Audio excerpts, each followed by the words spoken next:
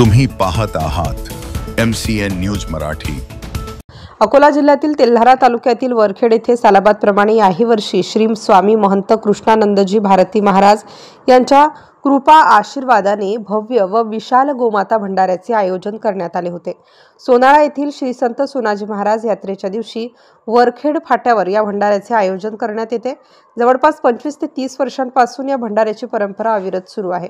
सुरुवातीला केवळ 25 किलो ज्वारीपासून सुरुवात केलेला हा भंडारा आज 15 पोते ज्वारी व 2 क्विंटल उडीद डाळपर्यंत पोहोचला आहे। ज्वारीची भाकरी व उडदाची डाळ भंडाऱ्याचे हे वैशिष्ट्य आहे।